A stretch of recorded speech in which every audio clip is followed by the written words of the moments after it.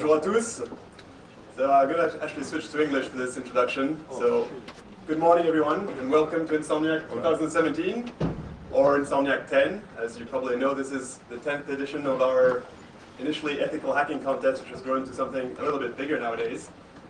Before handing the stage over to the various speakers of the day, I just wanted to say a couple of words. First off, I wanted to thank a few people and start with my friends and colleagues at SCRT, past and present, who have spent hours of their free time making this event what it is nowadays. I mean, we wouldn't be here without them. Obviously, I also wanted to thank all our sponsors and partners who make the event what it is nowadays. For those of you who remember the first edition, it was nothing like what you see today, and I'll get to that in a second. But I also want to thank all of you for being here, obviously, because without you, well, Insomnihack wouldn't exist. Now, I wanted to quickly roll back the years and have a look at how we've evolved from the first edition in 2008 all the way up to today. Now, some of you may remember what happened back in 2008. For me, I was actually essentially stumbling around the corridors at TPFL, and I noticed this poster on the wall, and I was like, ethical hacking contest, that looks fun. So I showed up, and it was actually held at the cafeteria in SCRT's office building. So there were about 50 or 60 people there hacking on their laptops. I was one of them. I'm actually hidden here in the second, just behind the up, which some of you might recognize despite the great work that was done on the image. Interestingly enough, I came in fourth position that year, just barely missing out on the first prize, which was a quantum-based random number generator. So I was very sad, as you can imagine, that I didn't get that. Anyways, 2008 was also the year of MS 0867, which some of you probably still know. I mean, it made many a pen tester very happy throughout the years, and probably still nowadays. So this was quite interesting. We had about 50 or 60 people at this first Insomnihack, and I was hired at SCRT just a couple of months afterwards. And by 2009, we'd already decided that the cafeteria in Prévonge was not good enough, not big enough, and we moved to the École d'Ingénieurs, not far away, and near the train station here in Geneva. In 2009, we had about 100 participants there. And I think one of the most memorable moments of this edition was maybe one of the most iconic challenges at Insomnihack that some of you probably still remember because it was brilliant by its simplicity and, I guess, utter randomness as well. We handed out this image to the participants, and essentially the answer is, as you can see, the little icicles hanging from the roof here, which actually spell out something in Morse code. And, well, I think a lot of people hated us for a while after that one. But I quite liked it because essentially anybody can solve it, but you just have to be a little bit lucky in thinking in the right way. So by the next year, one of the things we noticed was that it was kind of difficult for us to judge how difficult the challenge was, because when you're preparing a challenge, most of the time you think it's a lot easier than it really is. So by 2010, we started playing with this adaptive scoring system, essentially where we allowed participants to kind of choose how important the challenge is by simply defining that when more people score a challenge, less points it will give you. Unfortunately, we had a couple problems with this as well, because yours truly is not really a very good developer, and we had a lot of problems with SQL connections, and for half the contest, people couldn't actually access the scoreboard for a pretty obvious problem. And it took us ages to figure out what was going on. We thought it was a problem with the network, and we got very annoyed about it. But in the end, it was all down to my SQL queries. And we've learned from our mistakes, and I no longer prepare the scoreboard. We had about 150 participants in this edition, and the winner this time got a great luminous shower handle, which I'm sure my colleague Florian was so happy to have. And from that then on, I'd like to thank also Coca for providing a lot of these prizes. Despite the fact that we laugh about them, they're still always fun to get something when you participate and win. So 2011 marked the first year when we had conferences. It was a big step for us. It was pretty practical to be at the school in Geneva because they had the room for it and everything. So that was really nice to have. Started off with these conferences. For the contest itself, we played with something a little bit different. We wanted people to come and solve the challenges with an RFID chip.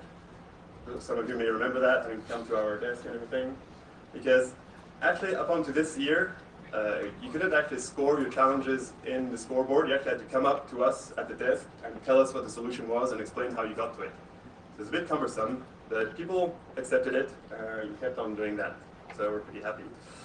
The major event in 2011 is that we finally provided internet access to participants. Up to then, it was kind of unfair because people who had like 3G phones in Switzerland were very much easier off than others.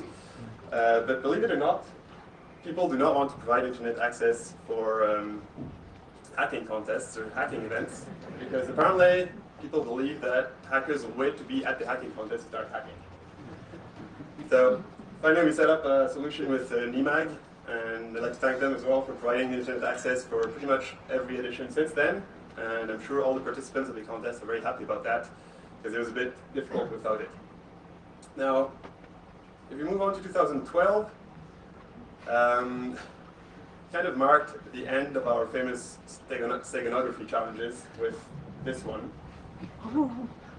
which was probably the most random challenge I've ever seen. You just had to essentially pick the first letter of every item on the image, which didn't actually spell out anything, it was just a random text, and that was the solution. So we have forbidden the person who made this one to ever do any challenges afterwards, much to the delight of the participants. And this also marked the first year where we could actually score challenges automatically through the scoreboard. You didn't have to come up to us, so it was a lot easier. And we actually had a bit more time to relax during the event itself, which was great.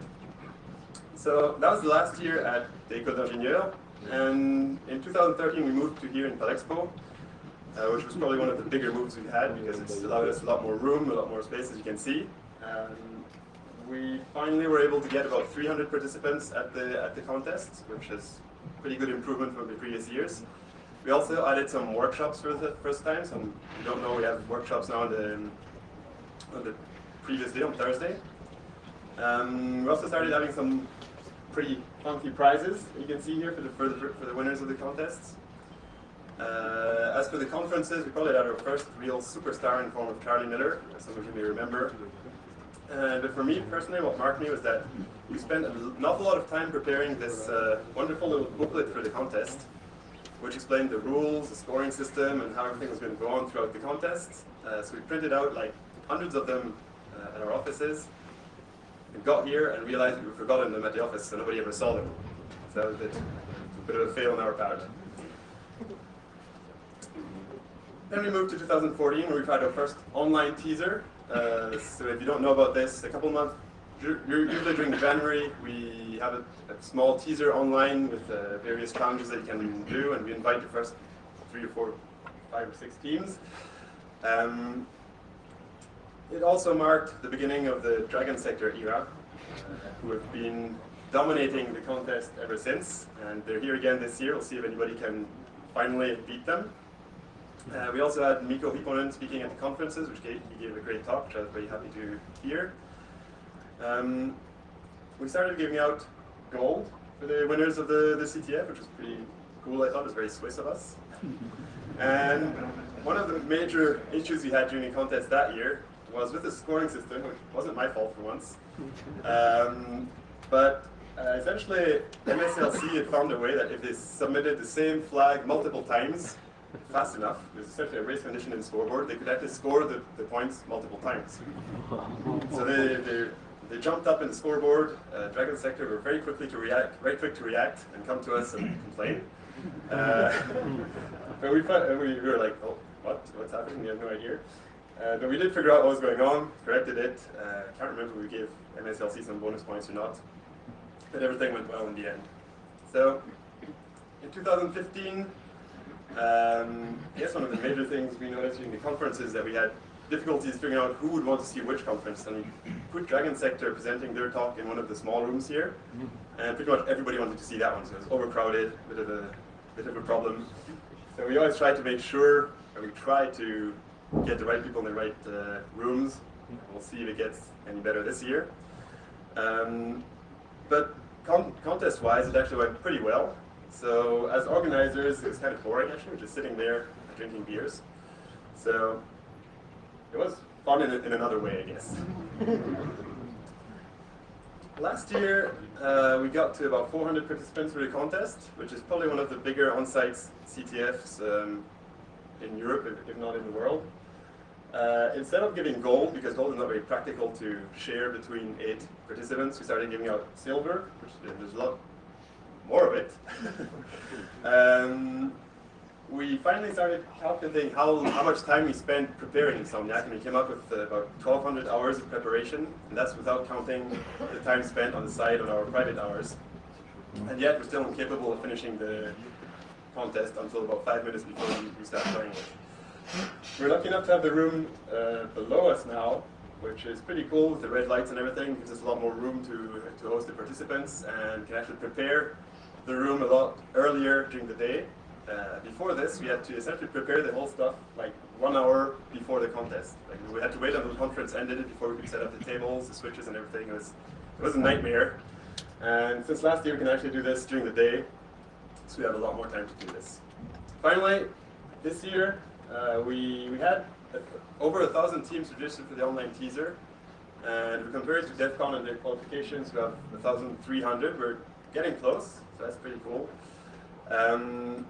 If we look on the comfort side, on the other hand, we have about 400, all of you essentially, registered for the conference, so we're only about, I don't know, 20,000 short of DEF CON.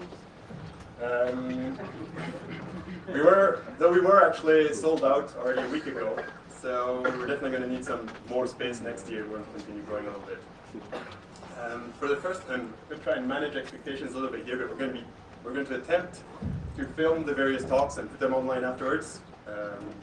So look out for that. If you're not able to follow all the talks today, you can probably find them online afterwards. As for the contest itself, we have a couple new things in there. We have an exploit room that you'll discover this evening. Might even have some social engineering in there. And we actually have a full FPS game that you'll be able to play, and who knows, maybe cheat a little bit in the game tonight. So I hope you're looking forward to all of this. The last thing I want to say is that next year Insomnihack will be, you can already pencil it into your agenda on the 22nd and 23rd of March 2018. And that pretty much concludes what I had to say. And with no further ado, I'll hand the stage over to Stefan Lüders for the first talk of the day.